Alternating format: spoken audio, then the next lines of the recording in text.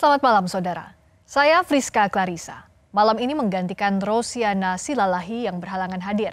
Dan sudah bersama saya, Guru Besar Antropologi Hukum Fakultas Hukum Universitas Indonesia, Profesor Sulistiowati Rianto. Selamat malam Prof. Sulis. Selamat malam Mbak Friska. Terima kasih sudah hadir. Terima kasih sudah diundang.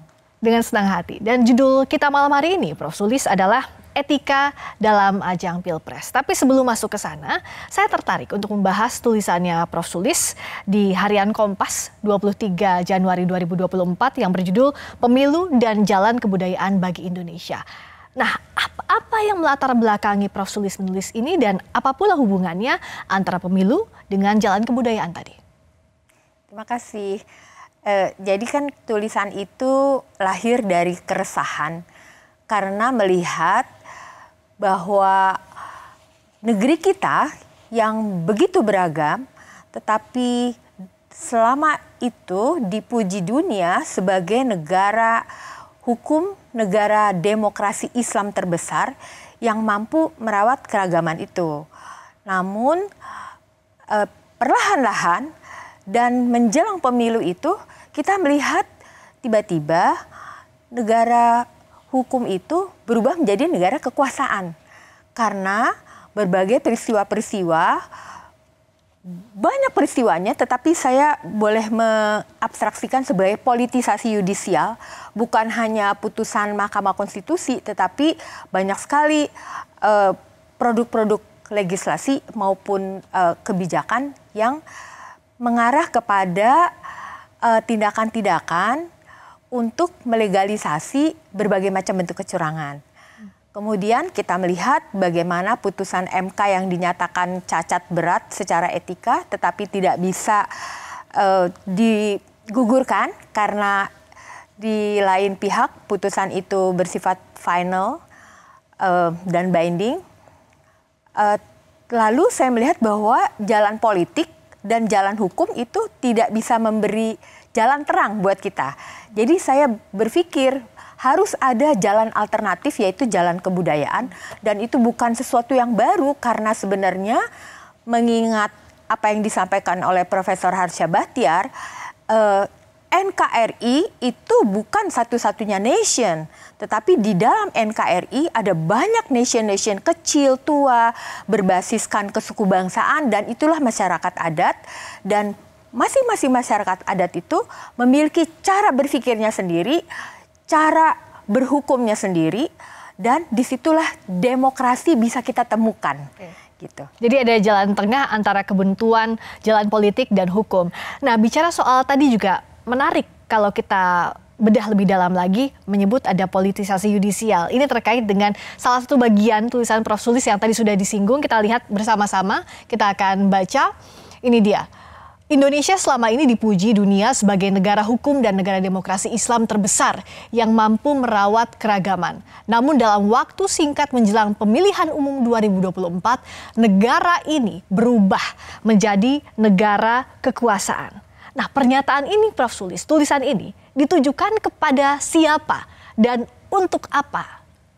Kepada publik, untuk mengingatkan publik bahwa kita ternyata sekarang berubah menjadi negara kekuasaan karena segala macam bentuk-bentuk kecurangan itu kita lihat dilakukan justru oleh penyelenggara negara gitu hari ini. Berbeda dengan pemilu-pemilu sebelumnya. Dalam hal ini penguasa, presiden, pemerintah? Ya, penguasa dengan segala strukturnya dan bisa mengerahkan segala sumber daya manusia dan dana yang sangat besar. Dan itu tentu saja merugikan bagi paslon-paslon yang lain gitu ya.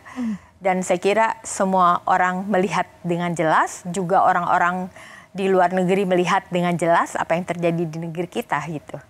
Apakah bisa disimpulkan bahwa arah ini, kritik ini ditujukan karena ada upaya untuk memenangkan pemilu lewat pengerahan aparat negara? Iya, sudah pasti. Iya.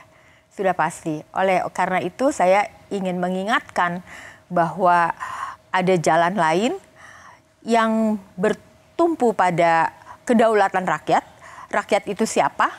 Mereka bisa dipetakan di dalam kelompok-kelompok masyarakat yang begitu beragam. Yang tadi saya sampaikan adalah masyarakat adat yang sudah ada jauh sebelum Indonesia merdeka. Mereka punya kebudayaannya sendiri, termasuk sistem demokrasinya sendiri.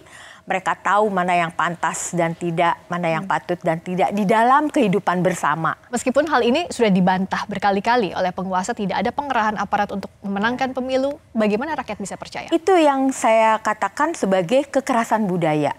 Jadi hari ini kekerasan itu tidak perlu dengan fisik, dengan penyerangan, dengan yang berdarah-darah, tetapi dilakukan dengan menyerang kesadaran.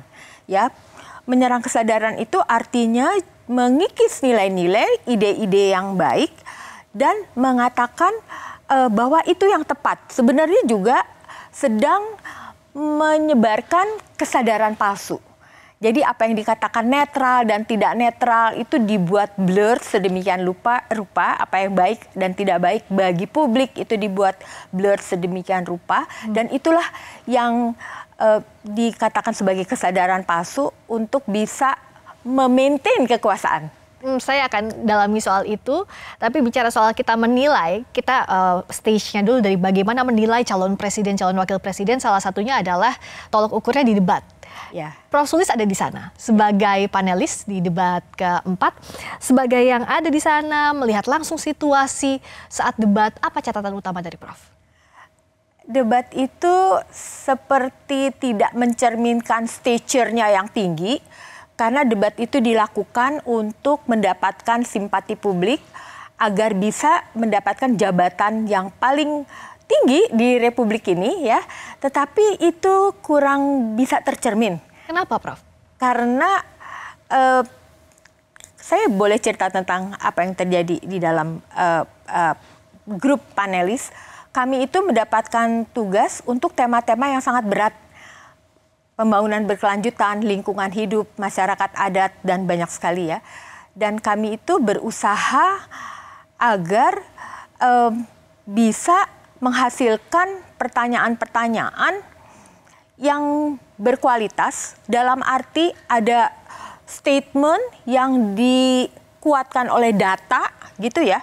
Ada statement, ada data, baru ada pertanyaan. Jadi kami berharap pertanyaan itu dijawab demikian juga gitu. Ada statement konseptualnya, lalu ada datanya, kemudian jawabannya apa gitu. Nah, itu kurang terjadi.